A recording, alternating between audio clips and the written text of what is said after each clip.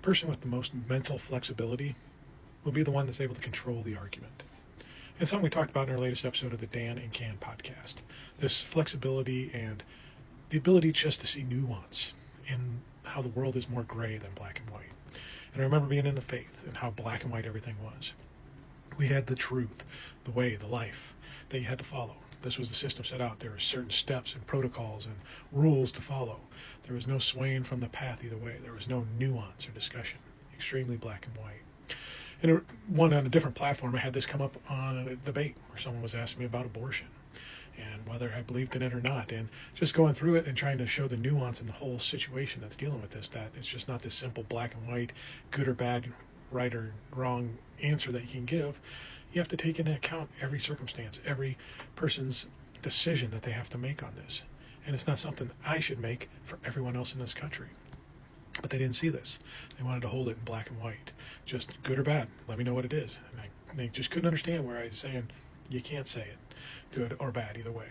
There's nuance to it. And it's so much that it plays into this Christian mindset of this is how it has to be, good or bad all the time.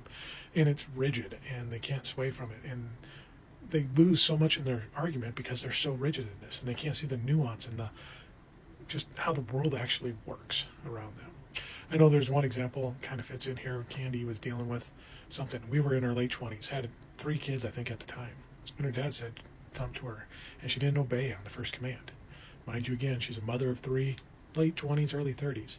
And he said to her, honor your father and mother. Very rigid in his thought on what that actually meant. It was to do what I say. I'm your father. Even though she'd been married for 10 years now and separated, not in the house for 10 years, still demanded this obedience.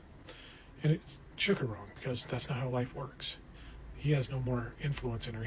She can respect him as in honoring father and mother, but doesn't need to obey because he doesn't know her life situations and what she needs to do in any certain circumstance. But the rigidity in that, he didn't understand that and was deeply offended when she didn't obey. And it just makes me think about how much easier it is to live in this life. And I guess easy may not be the right word, but to be able to not have these strict rules and regulations, but live on the kindness and love in my heart. To understand, if someone wants to do this because this is their circumstances, who am I to judge? They have their reasons. They have whatever it may be. Maybe it's a life or death consequence for them if they don't do something or do something. I can't judge that. I can't set a rule upon it. They'll have to deal with the consequences of it, not me. So why can't we live life like that? Unfortunately, too many people in this world don't want to see it that way. And they want everyone to bow down and conform to their will.